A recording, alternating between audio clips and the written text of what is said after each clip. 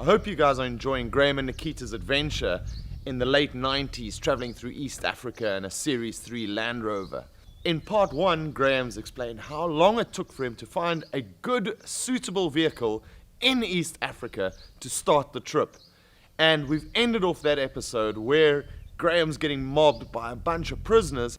Let's pick up the story there and see how Graham and Nikita managed to traverse probably one of the most toughest tracks from Tanzania to Malawi. Hope you enjoy part 2. I'm going to crack a cold one, sit back, and enjoy the trip.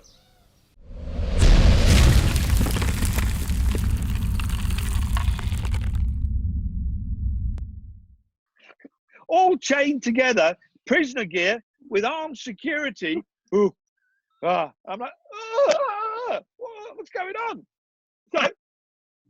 So turns out they were there picking up wood. So they turn around, they pick up all this wood, put it on their shoulders, turn around and leave. Well, I tell you what, I'm now panicked. I don't want to be here, man. Armed officers, prisoners. This is not good. I don't want to be around this, especially after the night before where we weren't allowed to stay in the village, right? So we're now going to get to Lindy. Now, today our target is to get to Lindy. So we get in the car and we're out of there. Now, we're driving down the road and we come across, there's this section of road that was just terrible. And you know, like when you do your filming and stuff and you can't, the video doesn't give the road justice on how bad it really is. I got some photos somewhere, I'll dig them out, of this road. And stood there on the side of the road is this old Mzee, old African old boy with his hunting rifle over his shoulder. And in the top of the barrel, he's got a wine cork stuck in it. Dong. So he's got the safety on, right? Got the safety on. I went like, oh my God, this is insane. Anyway, we chatted to him for a while and he was great. He said, okay, you can pass. So off we went. It was almost like he was security because there was this massive mud section that you had to drive through. Okay. And it was almost like he was there to take some money. Anyway. The African toll gates. Yeah. I mean, in those days, there probably weren't any African toll gates. I think it's all evolved now to the later days, and anybody traveling through Africa today will, if anybody's traveled through Africa, you'll know exactly what an African toll gate is. They'll rip up the road, and a bunch of guys will stop over there. You cannot pass. Give the guy a couple of dollars, and they pack it full of stones, and off you go. So, yeah, we had that in Malawi. That was definitely in Malawi. We had that experience, but we're still in Tanzania at this point. Yeah. And we're going to Lindy. So that was a pretty, apart from the old boy with his cork in the top of his rifle, and the road was terrible, man. Honestly, it was terrible. And you know, again, 1973 Series 3 Land Rover with no suspension. Yeah. Not designed. I mean, it'll get you there, but it'll take you days. Yeah, anyway, inflate the tires as much as you want through that corrugation. You're going to lose your teeth regardless. Well, in those days, I didn't even know about deflating tires to make it smoother on the bloody road, did I? I mean, I had no idea. Okay. This is my first trip through Africa. My overlanding vehicle was this. Yeah, rightio. Anyway, I laugh now, but this is how it began. So, driving down the road, and I get to Lindy, to this beautiful beach. We turned up on this beach, and we thought we'll have a nice swim, freshen up, and find somewhere to camp. Yeah. And these Europeans turned up, and we started chatting with them. We said, look, we're going to try and find somewhere to stay the night. Yeah. We don't know where we're going to camp, but we're coming to explore, blah, blah, blah. And they said, would you like a cold beer? To which I mean, who am I refusing that, right? I'm in. Yeah. So they took us off to their camp, and they were working down there on construction or something down there. And we stayed the night with them in their place. They had a spare room for guests to come in and out. Okay. And we stayed there the night, and they gave us a couple of beers. And they told us, he said, look, you don't want to stay in Lindy. What you want to do is you want to go to this place called Umsumbati. Okay, yeah. So, again, no GPS, eh? no compass, no nothing. All I had was an old road map, piece of paper, the size of the car. Only thing it works. Yeah. He says, here, mate, this is where you're going. I said, all right. So I get in the car and off we go to Msambati. Now, again, I've got photographs of this place because it was somebody breaking curfew. Anyway, Bad boy. go all the way down. Yeah.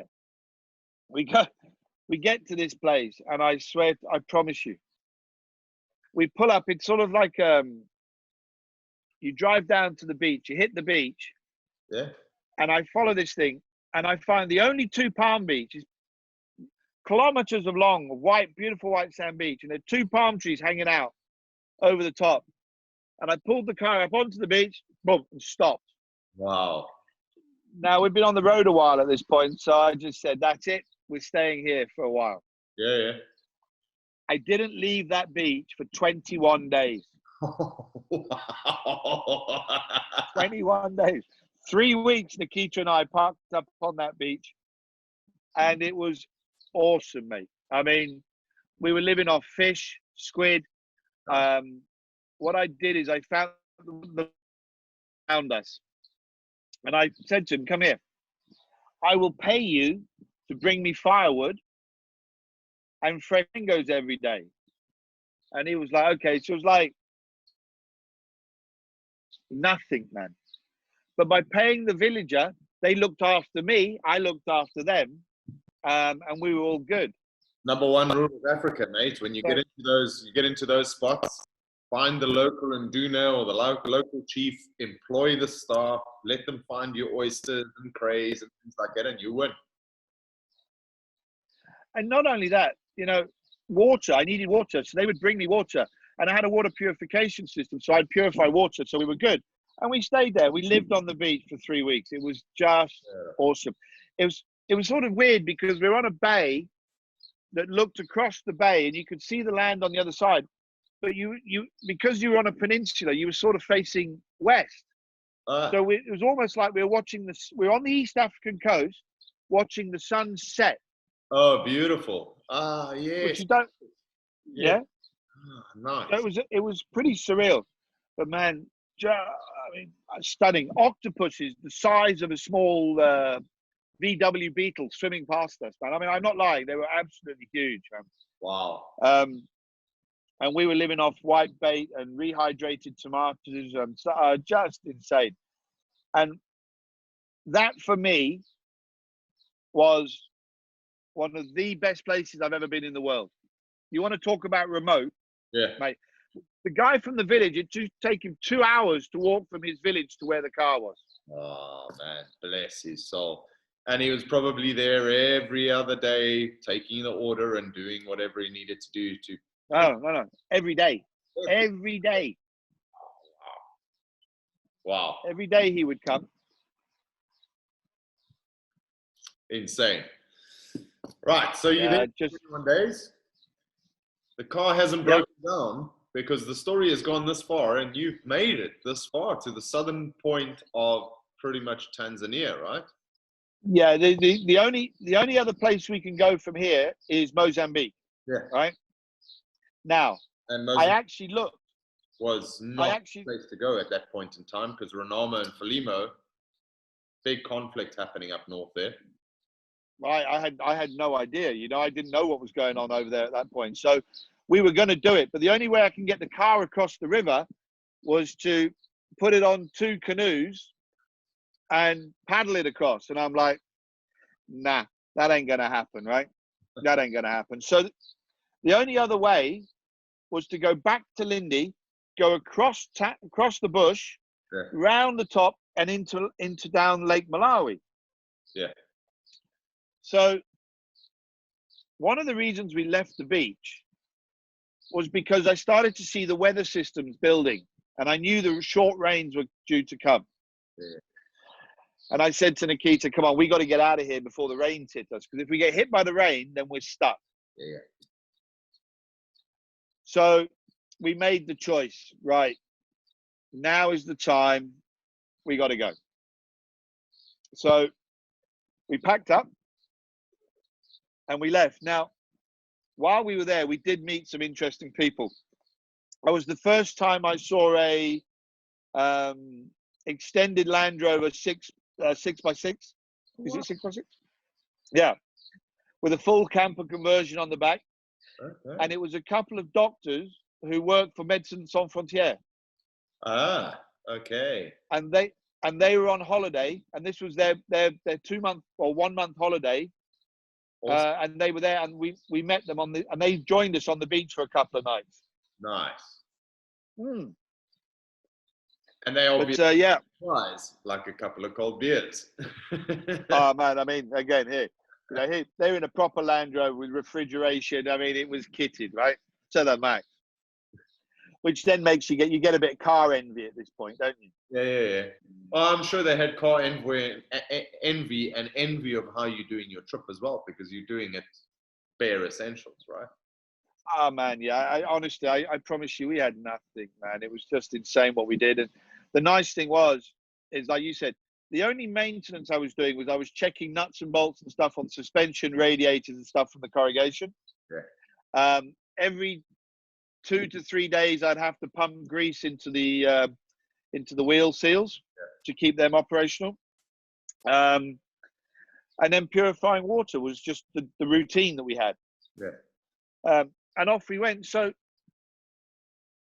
now, traveling from Msambati to Lindy was the plan. Okay. However, before we could do that, we had another slight problem. We had started to run out of money. As you do. Because I didn't calculate for the cost of fuel. Yes. So I'm like, oh dear, how am I going to do this? So what had happened is with all the corrugation, the rooftop tent on the car had cracked. We didn't have any supports. So it was so heavy, it had cracked the roof on the car on the front above the windshield. Yeah. So I went back in. The mounts, the roof rack, or the actual roof? The actual roof had cracked because the roof rack mounts were sitting in the gutter. Yeah. But because of the movement of the tent, it cracked the aluminium frame above the windshield. So what I did is I had to go back into town, and I found a workshop, and they were like, "Yeah, you can't do this." I said, "No." So I got some square tube, metal tube. Yeah. What I did is I cut it to length. Now on the front of the Land Rover, do you remember in the Land Rover, the old days, you had those joints where you could drop the windscreen. It was on a pivot. Yeah. So what I did is I got longer bolts. I took the bolts out that were there, and I pinned it from there with a metal tube up to the rack, drilled the holes. Clever, yeah. So I jacked up the roof rack, so it took it and extended it slightly, pinned it, and then let the pressure go, so it sealed it, right? Oh, clever. So it took the pressure off the front over there. It just hangs those on the flat of the body. Ah, okay. And now it's on the two poles, which are pinned. Yeah, very clever. And that's how I solved that problem. And while I was doing that, I bumped into a European couple who were like, "What are you doing?" I said, "This is where we are. This is what our plan is." "Oh, well, can we come with you?" I said, "You can, but you're going to have to share the cost of fuel." Okay. Problem solved. I can now get to Malawi, right? So we did. Now, that trip from Msambati to Songea, and then Songea around to the Malawi border, was 1,200 kilometers. Now I'm going to give you a guess. How long did you reckon it took me to drive 1,200K? I would say with the roads and that infrastructure over there, and you also mentioned that you're getting close to the rainy season and it gets really wet over there and it gets really muddy. I would say nothing less than 4 to 5 days. 7 days. And I'd start driving at 6 in the morning, and I would pull up at 6 at night, 12 hours a day for 7 days. And of course, we made the right call, because as we went, what was happening was we'd start driving in the morning and it was okay. But by 3 o'clock in the afternoon, then the rain came. Yeah. And it's Now, that red, slippery clay, horrible. You're either sliding off the road or the road's just engulfing. It's a horrible, horrible, horrible place there. Well, it's a beautiful just a mental driving experience. And that trip, I tell you, that 7 days, so much happened in that 7 days. It was just incredible that we, one, survived it. Yeah. And two, were able to get to the other side on the money that we had. Yeah. Yeah. Yeah. God sent. So, yeah, you know, that was a very big defining moment in our trip for us, because many things happened. First of all, we got hit by the rain and the mud. Yeah. Then we met the nuns on tour. Then we met a water diviner. Then we met bloody, who was the guy from the Addams family? The big bloody zombie looking dude. We met one of him. Telling you, mate, scared the shit out of me, he did. Anyway, met him. Festa. Huh? Festa. No, Festa was the bald guy. Oh, the guy with the bolts in his head. The Frankenstein. Frankenstein, that's the dude, Frankenstein. I met one of them. Hey, I'll tell you, I'll get to that. But I ripped off the tow bar. I pissed off the police. I was just nuts. So, okay, let's start this. This is a whole story in itself. This 1,200 kilometer track, yeah, 7 days, 1,200K is what it took us in the end. I thought we'd do it in a couple of days, right? Yeah, no, that didn't work out. Yeah, and it uses double the fuel, because you're actually running your car for 12 hours a day, getting nowhere, where 1,200K should take X amount of fuel if you traveled it, right? So 1,200 kilometers. And in two-wheel drive, not 4 low, 4 high, and all that sort of stuff, right? So we set off. Now, where do I begin? Yeah, we set off. We're all good. We're in the car. They're on the back, made it comfortable, and we're off. So on the first day, we're driving down the road, and we're looking for somewhere to stay. And a similar sort of incident happened as before. No, you can't stay here. And anyway, we pulled into this, into a convent, it was. And these ladies, nuns, said to us, well, you can stay here, but we got to get permission from the bishop. Right. Okay. Yeah. Where's the bishop? No problem. Follow us. I said, okay, jump in. They said, no, we've got our own car. I'm like, okay. So I follow them around the corner, and there's this garage. And honestly, it was like, this is Nuns on tour, right? I mean, it'll blow your mind. These two big barn doors blow open, and this brand new 79 series Land Cruiser comes out the gate, bright white, with these two nuns in habits and everything, right? They're all habited up and everything, right? In driving, and they're off, man. They're cruising, yeah. And I can't keep up with them. I'm like, there's some Zungu driving in Series 3. This is carry on camping at its best, mate. And it's hysterical. We called it Nuns on Tour. You can't imagine it. I swear to God, you can't imagine it. Anyway, we rock up at this bishop's place, and the guy comes out and says, no, we tell him the story, and he goes, okay, you can stay there, but the men in one side and the women in the other. I said, that's absolutely fine. Give me a bed. And they fed us, they gave us water, looked after us for the night. Brilliant. Right. But you'd never seen it. I mean, these two nuns in their habits driving this car, just like, it was hysterical. So that's the first night, and we're off again. And now it starts to rain heavy, hey, in the afternoons, and it's getting muddy. And as you said, that slippy clay mud. I mean, I'm going uphill sideways in 4 low, crawling up the hill, and I'm going, so I'm not stopping. Yeah. But you got to imagine you got traffic coming the other way. Yeah. And they try, and they're going. You've got zero control. It's like driving on black ice. Yeah, dude, these guys don't care. This is the cashew run, right? This is where all the cashew nuts in Tanzania come out of, right? These good drivers, they don't care. You get out of their way or they're going to smash you, man. It's as simple as that, right? Anyway, we driving, and we get to a point where I've got to cross a river because the bridge is washed out, and we're all dropping down into a riverbed, and you come up the other side and carry on. So, okay, so I put it in the four-wheel low. This is early afternoon at this point. And go to four-wheel low. I'm having to remember, right? So go down, drive through, no problem. Up the other side, get to the top of the hill. Go to take the car out of four low and put it back into four high or two-wheel drive. No. All floppy. My transfer case is floppy. So I'm now stuck in four low. Now you got to remember, I've already got a fuel problem, right? I've already got a fuel problem thinking I'm driving in two-wheel drive. Yeah. Now I'm in four low, and fuel's going down.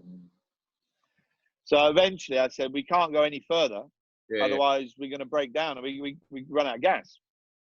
Now, I had spare fuel on the roof at the time, but it wasn't enough. So then the rain started, didn't it? So I got underneath the car, and I'm looking under the car to try and find out what's happened. Yeah. And the rain comes.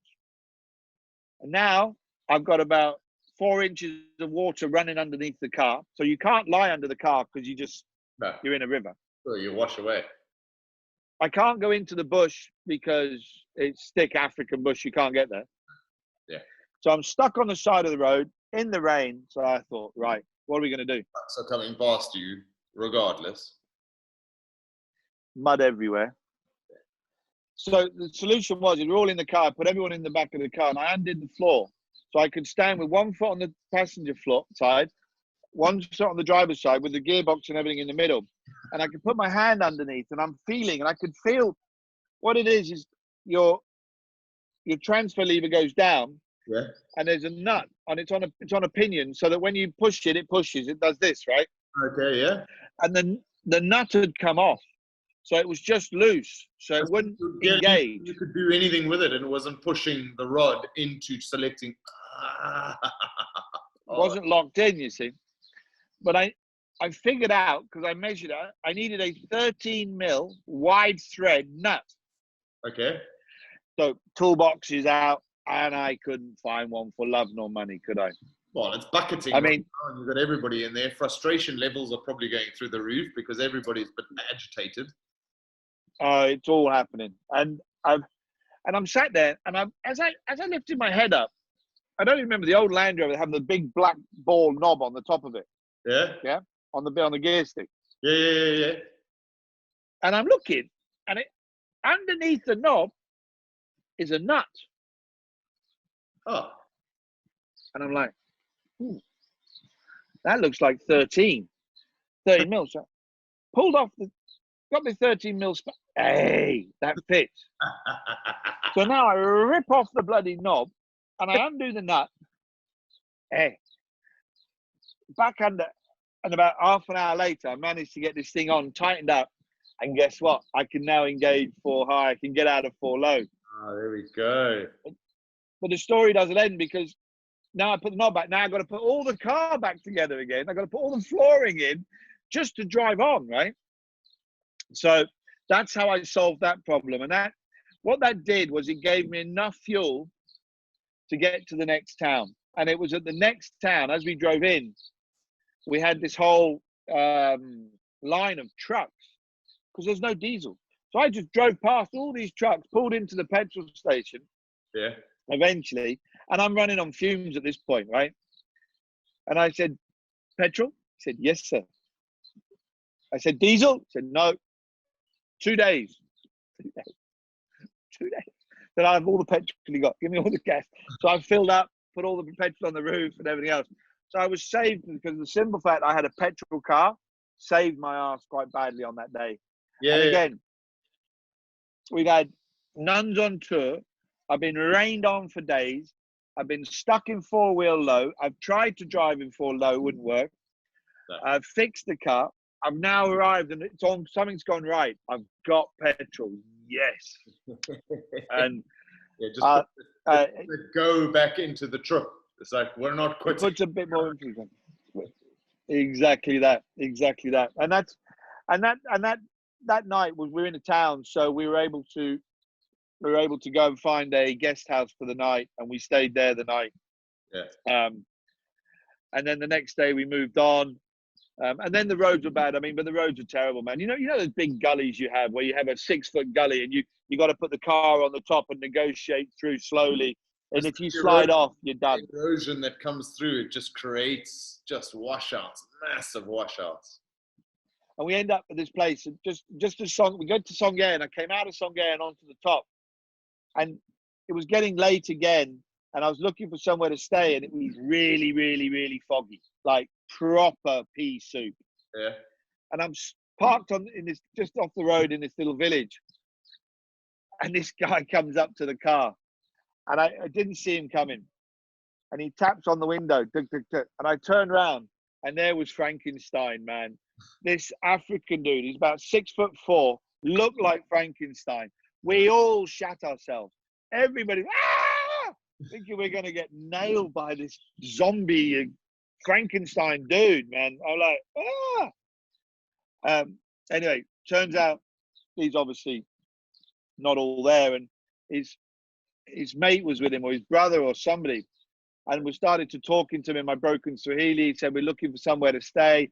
And that was where the African village kindness came in. They said, come in, we'll cook you dinner, give you a bed to stay, park up here.